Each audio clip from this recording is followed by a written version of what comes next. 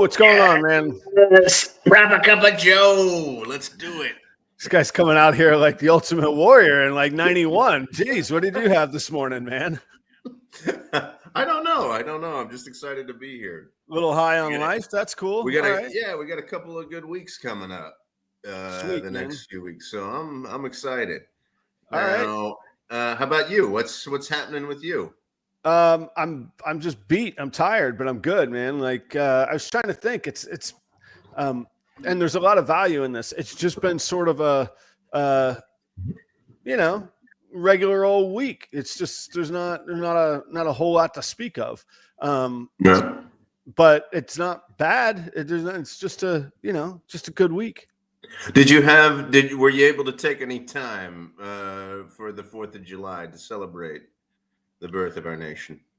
I in my heart I did. Otherwise, I just kind of chilled. Charlie had a surgery on his mouth. That was last Thursday. Yeah, that's right. Yeah, it wasn't on. No, it wasn't on. Oh yeah, when was the 4th? The 4th was on Friday. Yeah, it was last Thursday. You're right. So we were kind of getting through that. He's doing great. He's fine. But man, that's a gnarly surgery, man. To pulling a tooth out, and then he had to get a bone graft in his upper jaw, and had to clean out like the bone fragments that hadn't healed in the past 2 years. Yeah, I mean, the more I hear descriptions, I'm just like, oh, this kid. So I'm checking my own teeth right now. All right, yeah, like all of a sudden I'm flossing. I'm really caring these days, So anyway, we were kind of dealing in that, and we were going to. The town is small enough we can ride our bikes like into the main town area where the fireworks were going to be. It's probably a mile and a half, 2 miles. But Charlie was very specifically not supposed to have any strenuous activity. And Kelly enjoys a good early night of bed. And it gets dark so late. It's like 10:15 before the fireworks go here. So she was like, well, you guys can go if you want. And then I was like, I don't think Charlie can ride his bike down there tonight. Like he's not supposed to. So anyway, I packed it in. I figured I'd seen some fireworks before. I'll see him again. Yeah. I mean, is that the thing? That's basically the thing to do on the 4th of July is go to see fireworks, huh? I mean, definitely barbecues and stuff like that. I think. Yeah.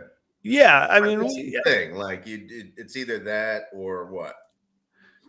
Oh, I don't know. I mean, you got to go to the lake up here. If everybody's got a cabin up north here, you got to go up north. You got to go to the lake. We didn't do that. We're not fully in Minnesota mode yet. Sorry, I don't have a cabin and a home. I got a car wash. we could go to the car wash, I suppose. But what about you? Did you get any festivities in or do some? I did grill. I cooked on the grill that day, so that was good. Yeah, we did. So Aiden's up in Michigan already. Raleigh was working, so I'm just. We didn't really do too much. Well, we're off to a great start for the. That's what I'm saying. Like we're just in like some summer doldrums, But well, if anybody new is joining the show after that exciting kickoff that we just had, we do this every. We see if I could reel them back in. We do the show every week. I own and breed many ball pythons for an attempt at a living, and Joe does not. But he's got a hell of a lot of questions about. I do have a lot of questions. Yeah. I guess one thing that I did that was exciting was that on Saturday I got a new face. I don't know if you've noticed. Yeah, man, you got the specs there. Yeah, aside from the carved jawline and you can like flex your jaw. It looks good. What inspired the new eyeglasses? Did you have a new prescription? Was it forced? Yeah, I had 2 glasses ago. I had progressives, and then and I was like, these don't do anything. And I was still going like this to like read stuff, and then I I didn't have progressive glass glasses, so I actually sometimes had to take off my glasses to read something, and so I went back to progressives. I just thought, let's try a new face. Let's see what the big and to me it looks really different, but nobody really notices. You were the first person that knows this morning when I got on. Maybe because that's the only thing that you see. It's the only thing I see. It's like 40% of my vision of you right now is the glasses. So but it's such a major decision for somebody who wears glasses. I will say, I mean, they're on your face, which is how it defines you. Yeah, really. There's a lot to go in there. It is. And you know what these are too? They're transitions. I feel like I have transitions and progressives. I'm just old. I'm getting older and older. Yeah, I don't know what either of those mean. And I got a little secret to let out today. I've had eyes like an owl since I was like, I could see the exit down the highway just minutes and miles before anybody did, man. I got some eyes. I'm noticing they're not the same, man. I'm going to have to get a little, definitely looking at some spreadsheets. I'm like, I'm doing this move and I'm like, wait a minute. What does that mean? And I was like, of all the things, I'm not going to be bothered with eye problems. Well, I wouldn't say problems, but I see it a little different. So what is this progressive and transition stuff? So you know what bifocals are? They're like, you had the little lens in the lens. Yeah, you have the lens in the lens. Well, progressives is you progressively go from a lens that helps you to see far to a lens that helps you to see near.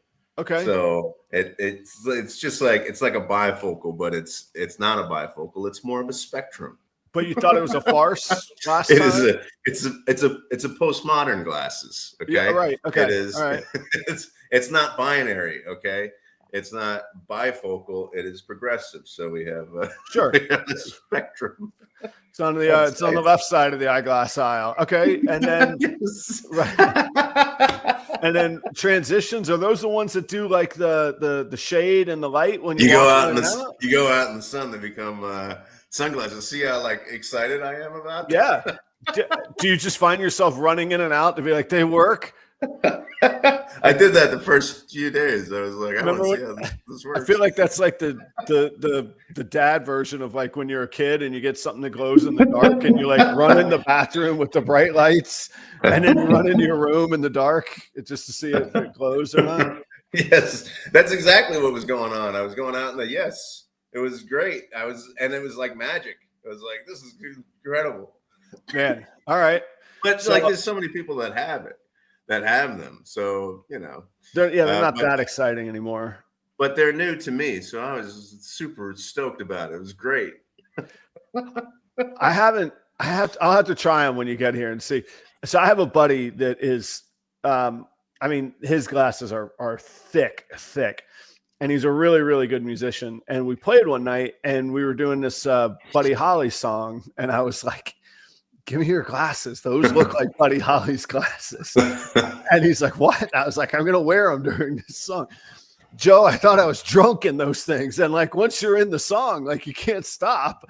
So and he couldn't play anymore because he couldn't see what he was doing. No, he was all right.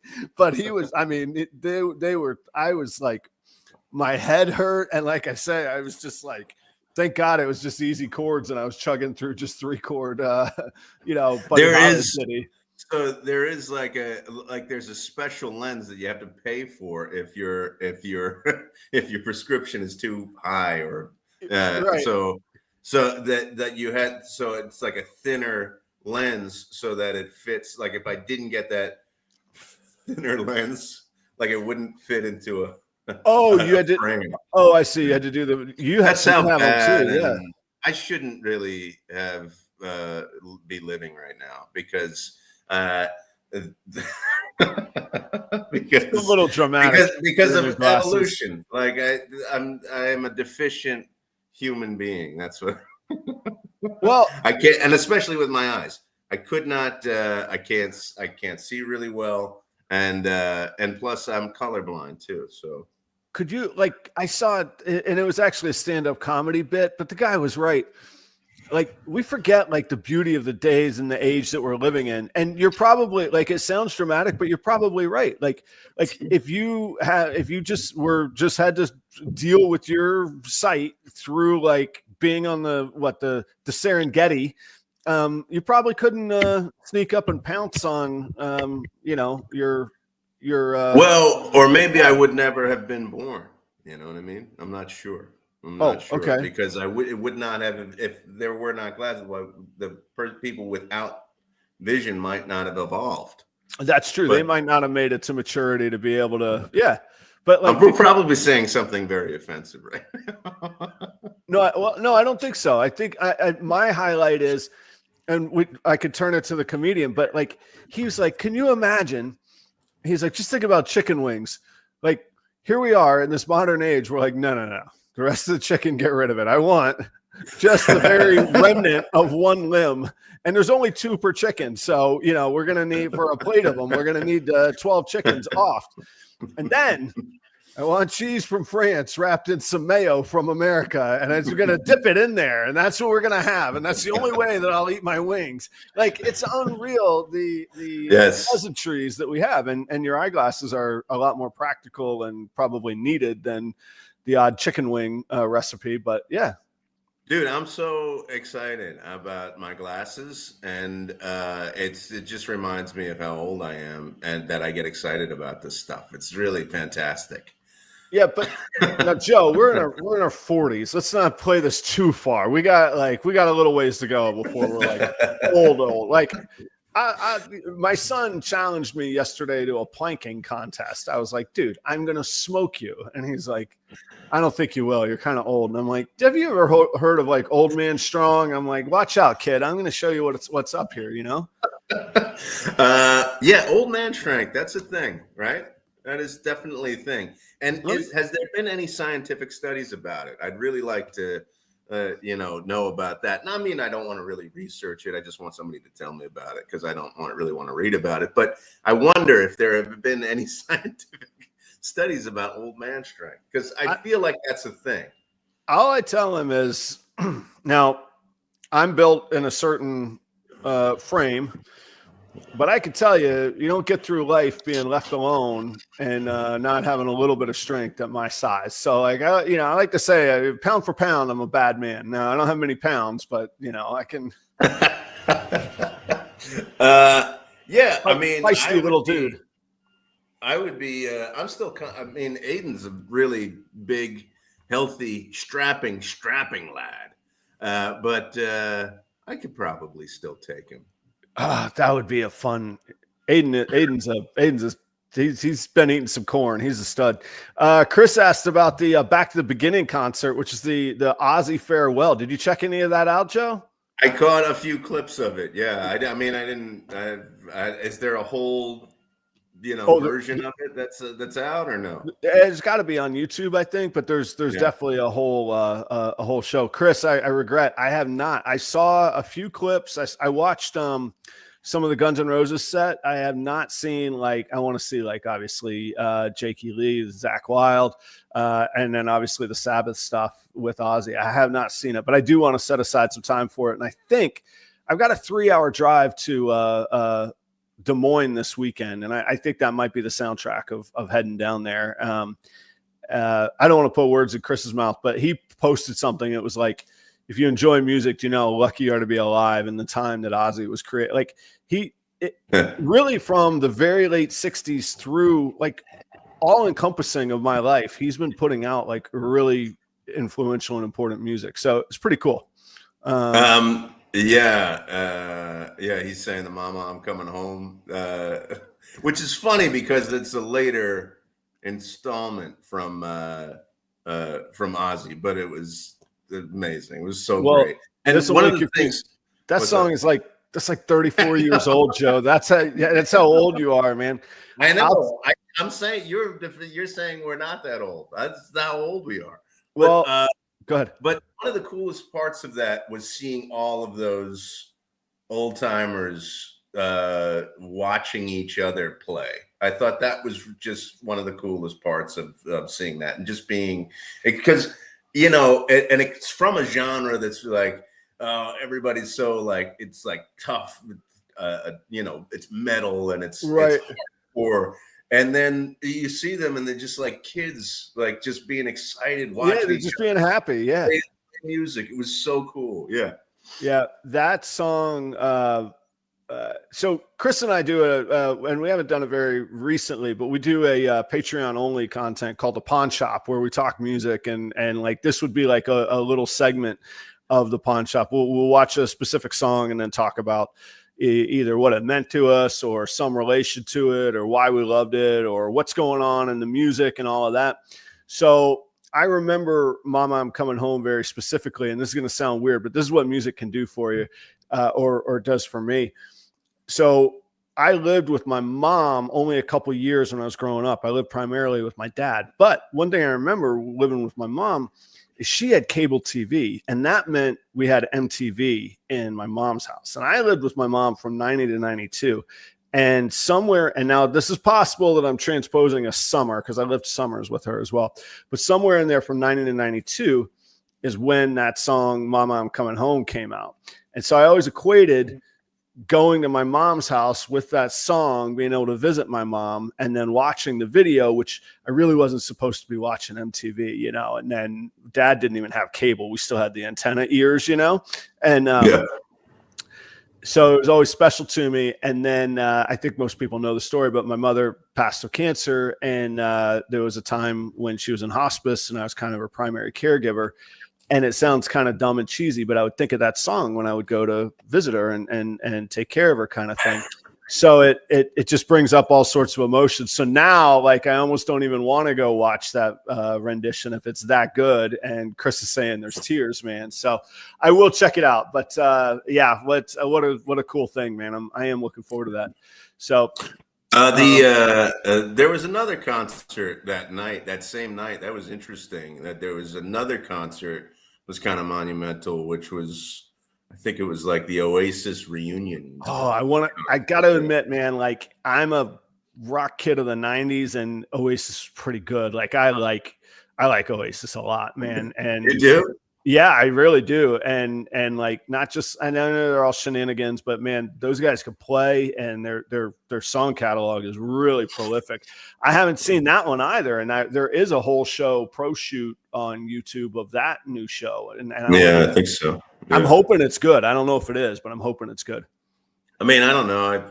I was never a real big fan, but it seemed like it was, and it seems like there's people are paying lots and lots of money to ungodly amount of, like, what I don't think we realize fully. I'm sure I don't fully realize it. There was Oasis and another band called Stone Roses, and Oasis kind of ended up winning it, but they were like the 90s British version in England of like the revival of the Beatles and Stones. These guys were releasing singles on the same day to go head to head to see who could get. And I mean, they were playing it just right, like pro wrestlers would, you know. They're like, you know, okay, we don't like each other, but hey, let me call up my buddy and make sure that we're releasing this the same day.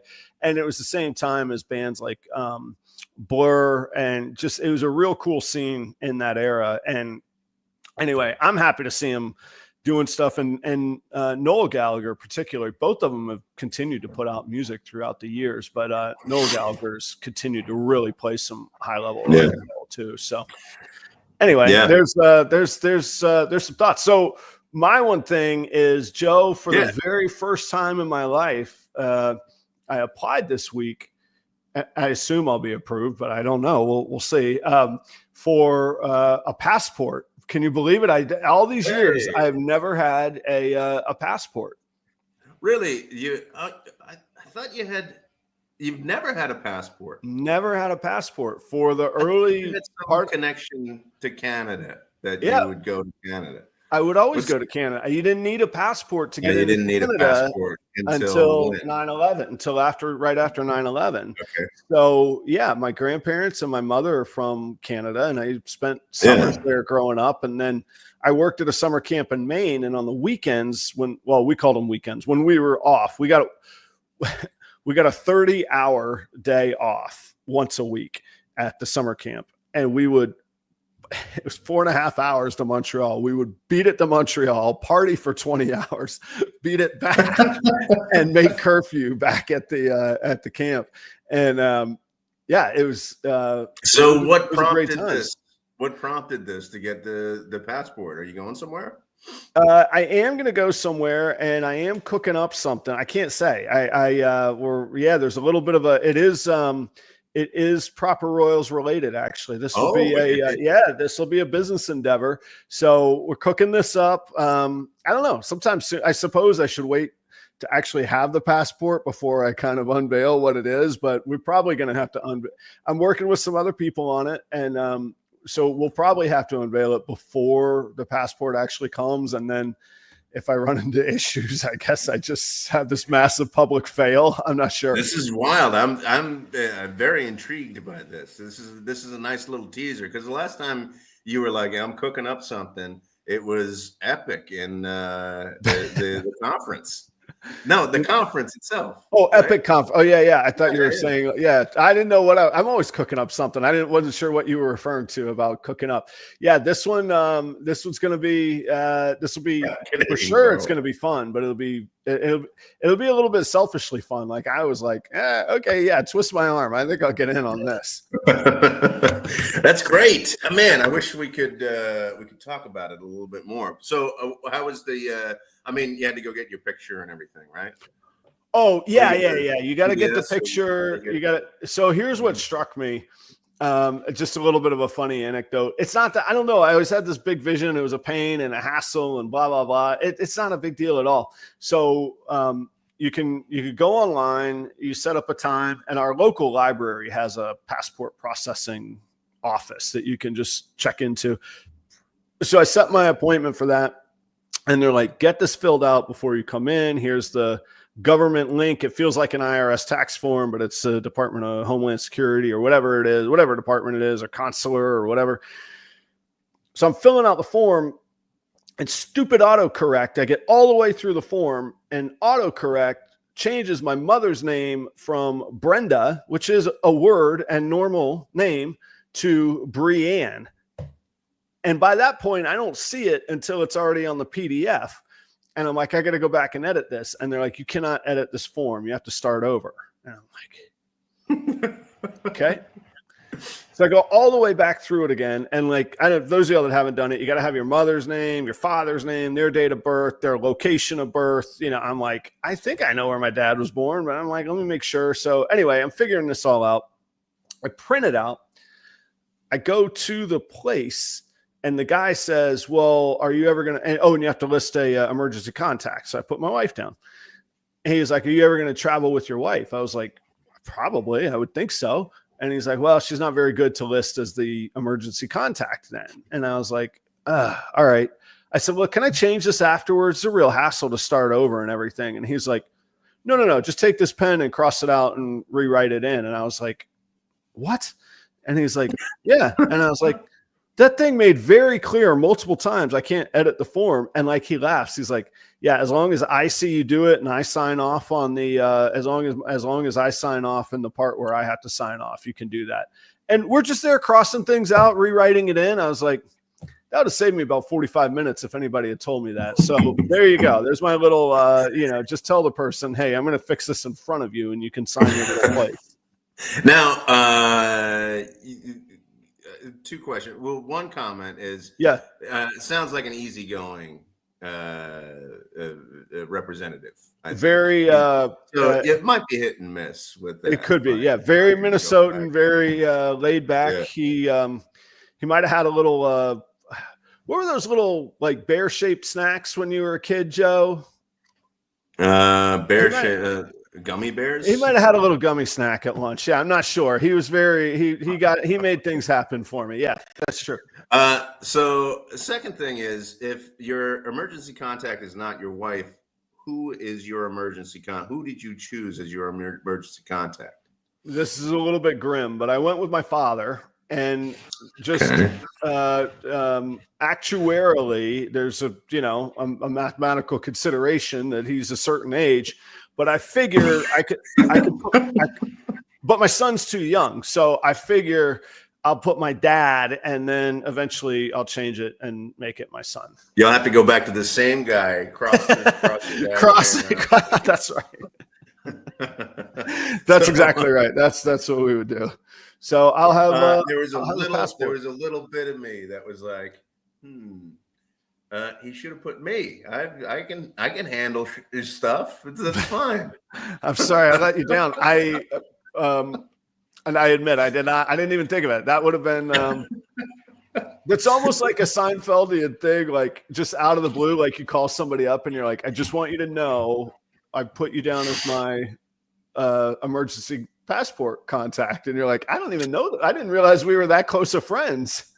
There's a great Curb Your Enthusiasm thing where his friend is saying, I cannot believe my best friend did this to me, like he did something. And Larry goes, I'm not your best friend. What are you talking about? I go back and I watch that every once in a while. It's really I love Curb Your Enthusiasm. I go back I just find it very inspirational, just how to get through life without dealing with anything. Just cut right through it, That's well. Can I ask this question? Sure. Is it traveling in North America or outside of the continent? I'll say that it's Canadian. It's a Canadian endeavor. Yes. A couple people have assumed that that's where I would be going. There's a lot of input here with assumptions of where things would be. So yeah, I will say it's a Canadian endeavor, and we'll see where it goes. That sounds exciting, man. That's cool. It's cool. Yeah, thank you, man. So this week, I think I've talked about this before. We've talked about it before, but I had a new encounter this week that revived my inspiration for a little chat today. I know the topic, so yeah, that's why I'm laughing. So, what happened? Okay, let's Tarantino this a little bit. So I'm going to do like the professional outcome, and then I'll go back and we'll hop around a little bit, just because it's fun. And I'm feeling. I also learned this week that in my mind, I had completely convoluted The Usual Suspects and Reservoir Dogs. Like I was expecting somewhere in Reservoir Dogs, Kaiser Sose to pop out of nowhere. And I was like, that is a different movie. That's not the same movie. Because you mentioned Tarantino. Right. Yeah, that's where that came from. Right. Yes. So anyway, yeah, sorry, forgive me. It's funny. I don't think of those movies as similar, but then you kind of go, yeah, it's a mix of criminals.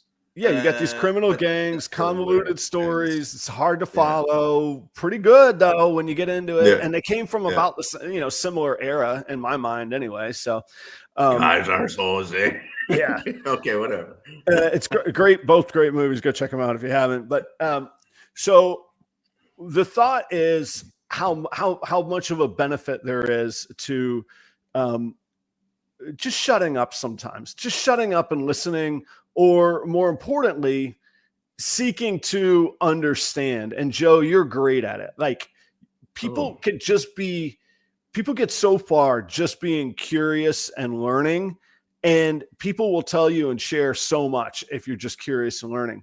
If you kick down a door and tell somebody everything you know about all their business and start making assumptions that are totally wrong, you just start sounding like an idiot. And then you make the first person mad who's not going to share anything with you anyhow. I literally ended a conversation with, thanks for your input. I appreciate you checking out the channel.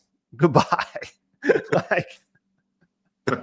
So so you said you'd start with the professional outcome. What is the professional outcome? Well, that was it. That was the professional outcome. That was the theory there.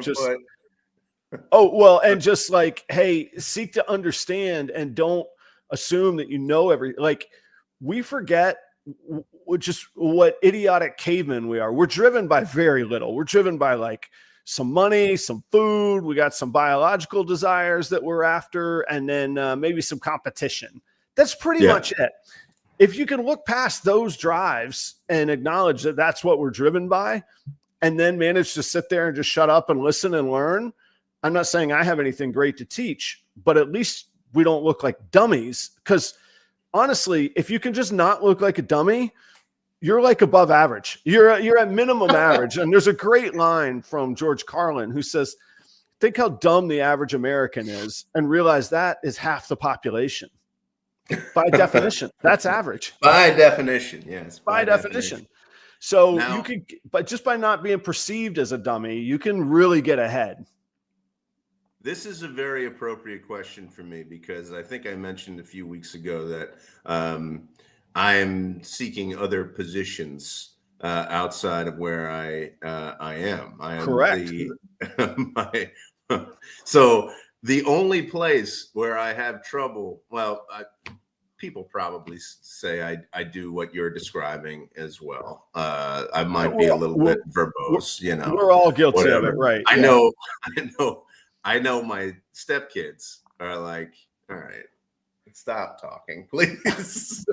Because I'm like, this is what's going to happen, you know. So I keep going. They call it lecturing. I'm not lecturing. I'm just saying what's going to happen. Here's what's going to go on, right? And they go, so I've been interviewing, and it's a really hard thing to stop talking.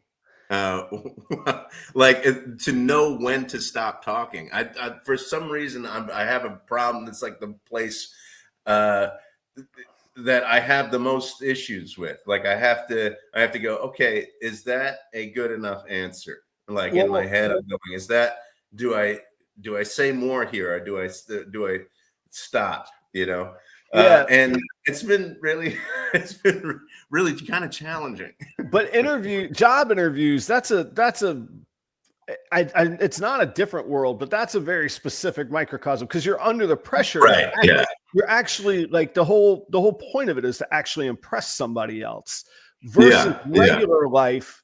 You don't have to go through life and I'm exhausted by people that want to impress themselves in front of to me and so that's exhausting. And that's like, maybe that's why it's difficult for me because I don't usually it seems so contrived.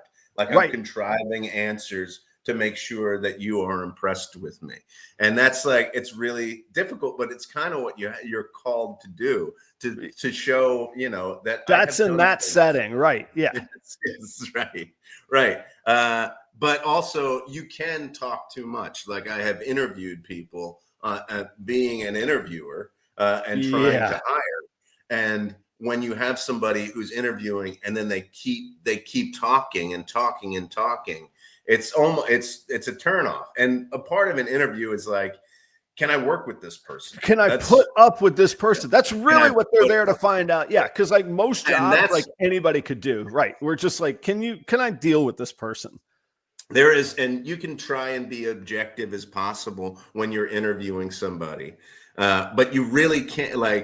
It's just a gut thing where you go, that would be a hard person to be around. Yeah, you're like, can I make coffee next to this person in the break room and stand there the whole time my Keurig cup is making my coffee while this person yammers on? Can I deal with it? But that's an honest question. Does this person know when to stop? Does this person know when to stop talking? Right. And a lot of times you'll meet people who don't. Well, and from a hiring standpoint, once you hire somebody, it's much easier to not hire somebody than it is to legally fire somebody. Yeah. You're stuck with them. Once you hire them, you're stuck with them. So you got to put some effort into these decisions. And it is hard. It's hard to do that because you do sometimes when you say we've decided to go with somebody else, you'll have people who call you back or contact you and go, thank you for responding, but can you give me some advice about, and then you have to come up with something that isn't really true. Yeah. I did have one. I had one interview one time where this guy, like this board member, was clearly like trying to get my consulting services for free. He's like, well, could you, as part of your process, could you put a little report together of what opportunities you see and what actions you would take? And I was like, yeah, for the low rate of $80 an hour, I'll be glad to, pal. Like, what are you thinking?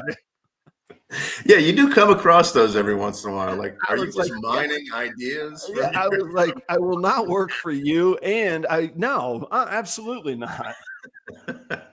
Anyway, there are instances where you're called to be like that. But even in those instances, there is like you have to put a check on yourself so that you don't just run ragged over somebody else. And, I think, yeah. So your experience this past week. Okay. So here's the scenario, and it's really inconsequential, but I thought it was it's nice when these inconsequential examples come up because that's easier to talk about than, well, there was this one guy who lost his home in his life because of stupid, like, I don't want to, like, that's kind of heavy. So I'd rather talk about the inconsequential example. So I had made some video, and this goes back some months. I'd made some video, and somewhere in there, I comment on frozen rodents and from Cold Blooded Cafe. I do a little promo on it. And I think I was a little annoyed. I've become the grumpy old man that's like, hey, talk to me like a normal person. So somebody writes in the comments, dude could literally save thousands by breeding his own rodents. And so I replied, if you're referring to me as in I'm dude, I do breed my own rodents, and I still try to keep it constructive. I said, I feed my hatchlings ASFs, and then I prefer frozen thawed rodents, and I like Cold Blooded's products. So I prefer frozen rodents for the adults. And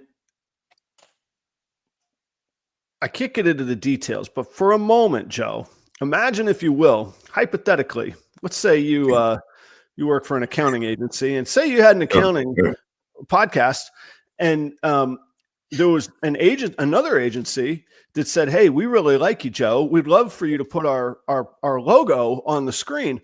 And maybe there's a currency that we could work out a deal where this would be beneficial. Maybe we could, provide some tax services to you in exchange for a little talking about our company, if you like it. Maybe, hypothetically, I don't know. Maybe that's something somebody might assume, with banners being posted everywhere. Sure. Yeah, I could see that.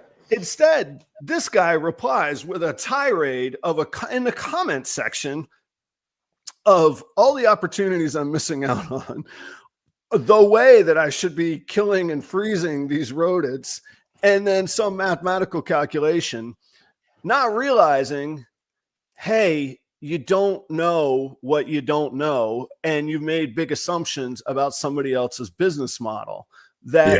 It works for me. I think things through. Like, they don't know me. Maybe they've only watched a video or two, but they got pretty I feel like they probably checked some things out, because they got pretty invested in their reply that was just totally wrong. To which I just had to reply, thanks for your input. Yeah. And I stopped because I wanted to say, I'm familiar with the idea of euthanizing rats and the theory of thermodynamics that will cause them to freeze. However, I appreciate the details. I didn't write that because I don't want to be a jerk publicly, although I am now. And I just said, look, you can't go assuming that you know other people's resources and business models. It works for me. You do what works for you. I appreciate it. Whereas he could have said, hey, this is interesting. This guy talks about cost controls. This guy talks about efficiency. If he had said, how does it make sense for you to do this and do this? Because it doesn't make sense on the surface. He could have learned a whole new, he could have built it like that's a whole lot more conducive to me going, hey, you know what? I'd love to have a conversation with you. And there's a business factor in there of marketing and representation. Yeah. But no, Or it's simply caring about another human being. I mean, the what he's doing is like he just wants to get his information out there. That's yeah, not conversation. That's not communication. That is just vomiting things out. yeah, it was just like And a it splash, has like, nothing it has yeah, nothing to do with you. It has nothing to do with you. Because he doesn't know you. He doesn't know you at all, and he doesn't care to know you. yeah, That's the problem. That is such a problem. Is like, let me spew out all of this content, and people think that's communication. That's not communication. That's just saying I know things, and really you're showing something that you're showing you don't know things because you don't know the people right. that you're talking to. And Uh, he, like, so and that's now the he, start of it. That is the start of good communication, is understanding the people that you're talking to. It's yeah, about people coming together and understanding each other. It's not about the thing that helps us to understand each other, which is language and content. It's about people. It's about people. It's not about the information and the content. It is about people. And I think so many people just kind of goes out the window, especially on a platform like this. yeah. Well, and his impulse was, let me show how amazing I am at knowing this. When Yeah. really it's like yeah, duh, that's, we get that concept. There's something else going on here. And Yeah. at the very minimum, he became the guy that I don't want to make coffee next to in the break room. And Yeah. and at worst, here we are. And I assume it's a guy because women make much better life decisions, but I assume it's a guy. But so and this, I remember this from quite a long time ago. Harvard had done some study of interviewing people, of asking, hey, what are signs that you find to be like that make you perceive somebody as very smart or really intelligent. Mm-hmm. And through mining all of the various different kinds of answers and responses, they found that people think other people that ask questions are very, very, very smart. So even if this person thought I was a complete idiot, but had said, I really don't understand your model, how does this work? I feel Yeah. like Yeah. something else, I feel like there's a better option for you, but I'd like to understand. I would have said, this is a smart guy, and we're going to have a great Right. conversation Right. because Yeah. this is going to be a fun aha moment, maybe for both of us. Yeah. Yeah. And all he had to do was just change how he presented the thoughts. And I had another experience in life one time. So I was working on a custom software package for a club management system, and I wasn't like a developer or anything, but the developers had come to our property because we had a weird business model. We were a public property and a membership property, and that's very rare and blah, blah, blah. So there we go. That the Pakistani developers had flown to North Carolina, and they had this expression where they kept saying, why would you do that? And it can be a little bit Yeah. off-putting. Like if you said, hey, Yeah. I got new glasses, and I said, why would you do that? Yes. It's an Americanism. And I got to be pretty good buddies with one of them. And I said, hey, I think it's just American linguistics, but that comes across a little bit weird. And he says, how else should I ask that question? And I said, well, I'm not sure. And he says, well, I just want, if we understand why you would do it, then we can make the product. And I had to get I actually had to gather my team and say, guys, there's not judgment when they say, why would you do that? You need to answer literally why we're making these decisions and why we're doing this, because they have to turn our choices into a logic flow that a machine can understand. So that was a really like, they're actually asking the question, why would you do that? I'm taking it like an attack. And both of us all of a sudden had this aha moment when I was just like, hey, what's going on there? Do you not like our models or what? And he's like, how else should I ask the question? I was like, yeah, okay. There's so much to that story, and I think there's so much to your experience this past week as well. That's like Joe, are you commenting as me now? You need to. What's going on here? Okay? I didn't look. I knew you were the co-pilot, but I didn't know you were. Oh, and I misspelled good, by the way. Yeah, actually, I didn't misspell good. You misspelled good. Yeah, right. Okay. That's funny. I didn't know that. I didn't know that your comments ended up as me. That's all right. That's good. We like there's such a high value in like debating and arguing and winning an argument or seeming superior intellectually and things like that. And I just think, good conversation doesn't happen that way. Good exchange of ideas doesn't happen that way. It just doesn't, because you're focused on getting the content of your argument right, or making sure that the content of your argument is superior. And the only way that kind of thing works is that if there's mutual respect. And in order to have mutual respect, you have to know each other. You have to kind of have an idea of where each other's coming from. Because every time a person talks or communicates with somebody else, there is an entire world of experience and history, Right. personal history that goes into the words that are coming out of your mouth or being written on a page. There is an entire history. So those words have such that hold that history in them. And so if you're not understanding the perspective of where those words are coming from, then you're kind of missing out on so much of what communication is.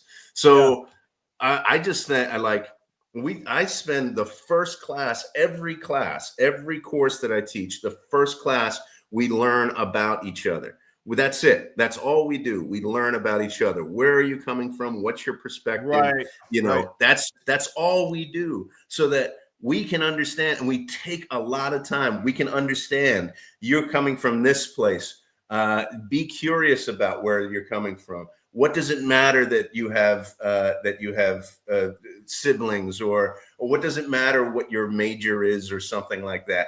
Like make sure that all of that stuff is in there, so you understand that when that person speaks in class, that's all of that stuff is coming with them. And that's what is lost, I think, in these little chat rooms and everything. The depth and texture chat rooms gone. Yeah, chat rooms. Yeah, okay. It's a flashback to AOL here days. I apologize. Okay, this is the most. I am on the internet is on Thursday morning, so please, I apologize.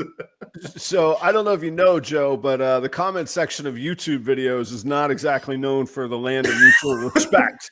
But yes, I realize that. Yes, and that's my point. Right? No, it is, and it is exactly. And to go all the way back to the beginning, I always say these sorts of things sort of cheeky, but if you could find an easy low bar to become above average. So I usually joke that it's true. It's not that hard to be above average with your show display in a reptile expo. You got to put a little work into it, but it gives you an advantage. I think that being slightly above average in asking questions and shutting up provides such an amazing opportunity and opens so many doors. When I think of so many, I started working with Husbandry Pro because Robert took the time to just say, what would you like that we don't do? And I took his question seriously, and boom, off we went. Interesting people I've met when I travel, where I just say, what's your thing, and even I think of Anthony Bourdain, and not so much in Kitchen Confidential, but his travel shows that were really food and travel. It's really about seeking understanding of different cultures. Mm-hmm. Food and a table is the best way to do that. And that's really what it was about. It was about learning. Right. Yeah. There's so much. You talked about getting to know what's the shared history of people. Food is recipes, recipes that are reflective of a place are that all tied together, whether it's mom's recipes or whether it's a national recipe. There's a history that's tied to those things. And that's really what we're about seeking, So I liked the idea when it occurred to me this week. I think of this this lyric in a song that I like. It's I feel the darkness growing stronger as you cram light down my throat. Interesting. I always like that line because it's such a like I need to tell you, I need to tell you these, I Right. need to tell you these things, and all I'm shutting down. I'm shutting down right now Yeah, you're just because trying to figure you're out how to get cramming it out. in my face, Right. right? Yeah. And all of the light that you're trying to give me is just it's just turning into darkness because I don't want it crammed down my I mouth. don't care anymore. Right. Yeah.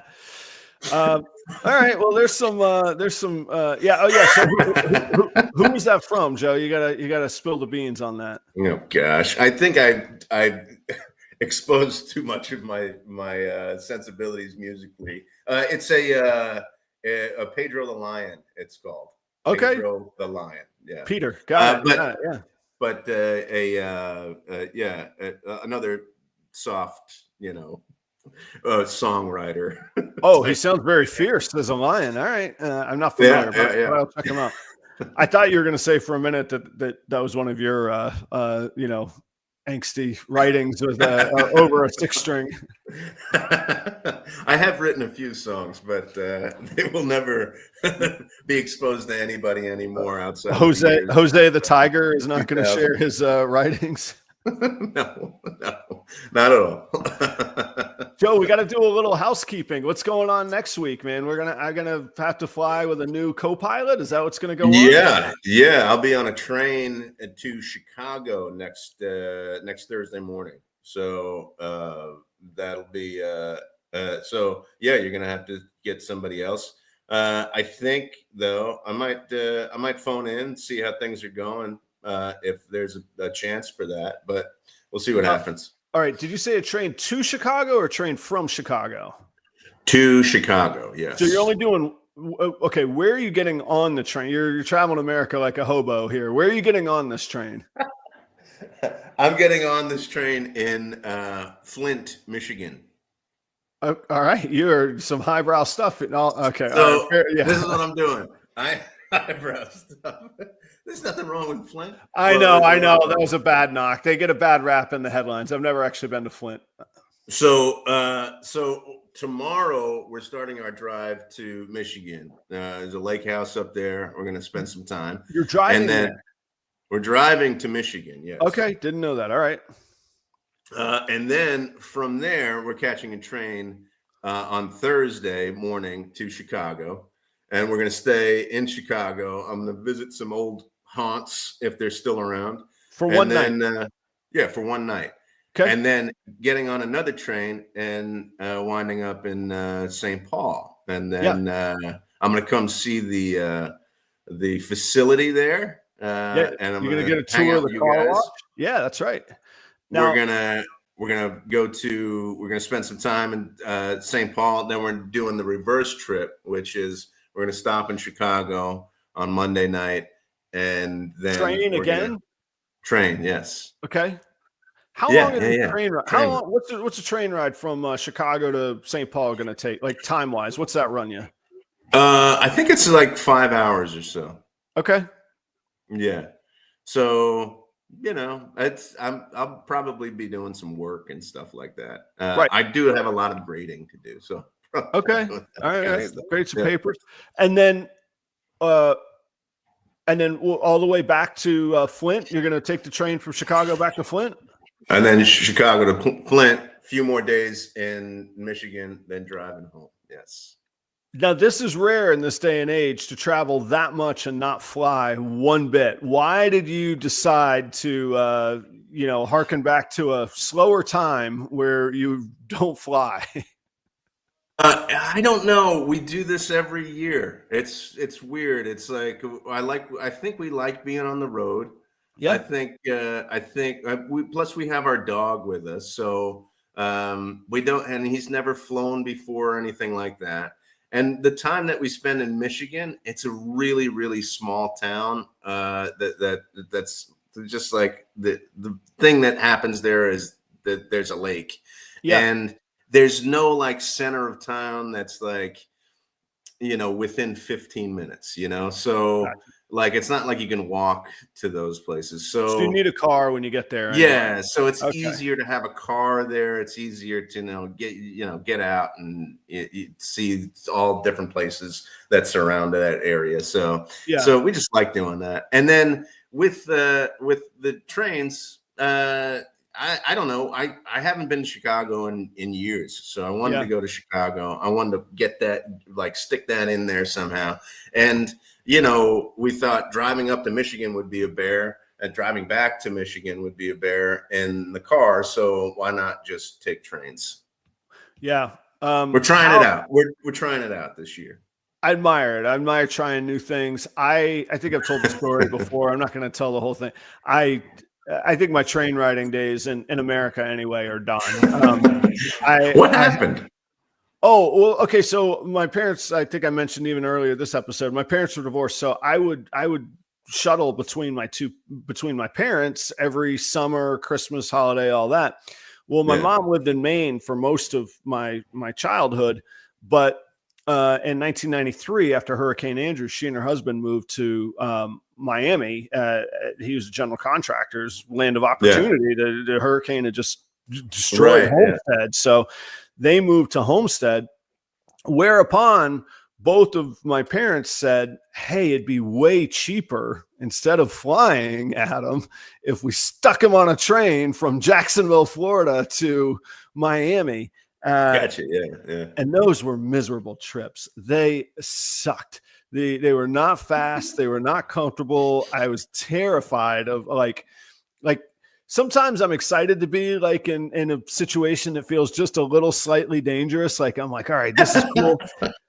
There was some scary stuff on those trains, man. So anyhow. Well, you giving me something to look forward to here, Adam. I appreciate it. Look, we just talked about how time went by. That was 30 years ago, man. So I assume they've improved, but I don't think they might have gotten worse. I don't know. I don't see that we've got the the European precision of train travel or the Asian high-speed stuff. Like that stuff I'd love to check out, but I just don't think we're there. But maybe I'm excited to hear what you're going to share about it and where we are. So, all right, Joe. I might be scared to talk loudly on a train, so I might not call it. That's true. You might not be able to be like, let me tell you, these people on this, silver bullet. All right, Joe, you talk you have a strong affinity for Chicago every time it comes up. You got one night in Chicago, no kids, you're on vacation, you're with your lady. Where are you going for one night? Where's the spot that you want to get to? That's really hard to say because you go like, oh, Chicago is a great town and I should go see exactly what you need to see in Chicago, or do you go to your old neighborhood in Bucktown and go to some bars that you haven't been to in a long time, which would be Lottie's. I think Danny's closed down. There's a place called Peace that I always really liked. So those are we might be going. Now, the only thing that I'm definitely going to do is there's a deli there called D'Amato's, and they have a focaccia sandwich that is out of this world. So I'm definitely going to get one of those. Okay. All right. I like that. That was the gem I was looking for, like something you have to do. So not that you need any pointers from me, but if it were me, I would recommend not sleeping other than on the train and go to your places and then put the car up, get your, hire a ride, get you an Uber or whatever. And late night, go hit the blues bar called Kingston Mines, man. 7 nights. They got live blues music till 6 a.m. and it's 2 row houses. Yeah, man, 2 row houses. Soul food kitchen connecting the 2 row houses with a bar on the front. And it's great music. But one of the things that I love is that at the front of each row house, there's a stage. And there's 2 bands every night. And when one band takes a break, I'm talking it's 12. It's like the drum beat in the middle of I Will Always Love You. It's crack and the next music starts right on the other side, man. It's a legendary place, man. So anyhow, there you go. If you find yourself in the neighborhood, go check that out. It's definitely on. I've made a list of places, and it's on my list to go back to. Definitely very worthwhile. So all right, there was me making sure you knew that I knew how smart I was about Chicago. The darkness is growing stronger as you even though you live there and you've already planned your trip. There I was making sure you know now that I know how special I am. Thanks for the conversation this morning. Most definitely. We should probably mention why we can continue to do this. Well, that's true. We're coming ad-free. I got to point the right way. Ad-free from Palm Street. If you haven't checked it out, you should. You can apply right down in the link to sell. There is a vetting process because, well, you gotta make sure you're taking care of the animals right.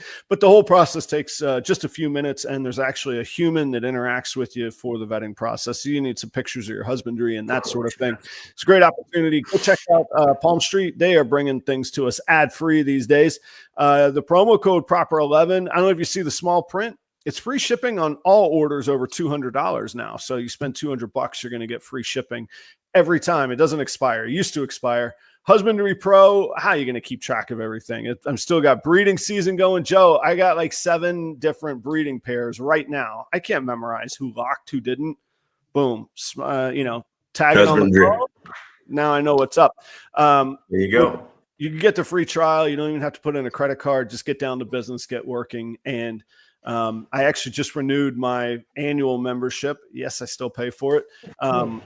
It's a great value. I think it's $150 for the whole year, a little over $10 a month to make sure that you have all of your honestly, I think my son pays more for, whatever his video game is per month than that. So check it out. Very, very valuable, powerful software. You can use the promo code to get the free trial. And then our good friend Sundog Serpents. Well, that's Sarah and Josh. They have migrated over to the Tuesday night slot on Proper Royals Live. So they're double dipping this week. We got a new advertising partner coming in next week. I think we finalized some details, but check out Sarah and Josh's Sundog Serpents down in Orlando. TSK Axanthic, TSK Clowns. They hatched some super asphalt stuff this year that was fantastic, and they just hatched some puzzle stuff. So go check them out if you're interested in any of those projects. Joe, we get to talk in person next week, man. Yeah. That's exciting. I'm excited, man. Should we do a little like pop-up live, like a happy hour episode, like out and about on town or something? Maybe. I mean, if we're feeling up to it. I mean, you have 2 days of a music festival that you're going to. Yeah. I just have one. But, that's correct. But yeah, if we can, then we'll go ahead and do it. Well, so Thursday night we're here at this, not Thursday, Friday night we're here at this house. Is that correct? That's right. Yeah. You and Kelly are planning this whole thing. I have no idea what's going on. So Friday night we're at this house. So I would think maybe while we're preparing the obligatory Ribeye Friday, we do a little pop up from the deck, from what I call the treehouse out there on the deck with the grill. Hey, let's do it. Yeah, that'd be fun. And I'm talking like 8 minutes. We're not doing a full episode. Just on the cell phone. What's happening with Adam and Joe? And here we are in person. That sounds good. I know we got to ship this off. When's the last time we saw each other in person? Daytona, I think 2 years ago. Yeah, I'm thinking either that or St. Patty's Day 2.5 years ago. I don't know if we saw you on that trip when I was down with the guys. Daytona right before I moved. Right before you moved. That's the one. Yeah, that is the one. Yes. That's the one. Yes. All right. Well, it's going to be good to see you. You guys travel safe. Audience, who do you think should, man the helm there in the co-pilot seat? I'm going to need some input this week. Let me know what's up. I'm being serious. I don't have another one lined up. I got an idea. Maybe that'll be the episode that I need to unveil what I'm cooking up with this passport. Maybe. Maybe we'll see. I don't know. Maybe we're not ready yet. I don't know if we might not have it packaged ready just yet. We'll see. All right, Joe. Travel safe, guys. Thanks for hanging out. And when do you leave, Joe? Tomorrow? Tomorrow, yes, tomorrow. Awesome. Stopping in chat. I'm actually stopping in Chattanooga tomorrow night. That was always where if I could get anywhere between Chattanooga and I can't remember the name in Kentucky of the town, though I could stop. I would allow myself to stop anywhere between Chattanooga and Paducah, Kentucky. There's a rest stop in Paducah. Anywhere between Chattanooga and Paducah, I was allowed to stop on the first day, and then I could get the second day. I could get into Minneapolis by the evening. Have a great week, everybody. We will see you next week, or I will see you in 2 weeks. Well, you're going to call from the train, right? See what happens. Okay. Hey, safe travels, man. I'll see you next week, brother. Okay. Bye-bye, everybody.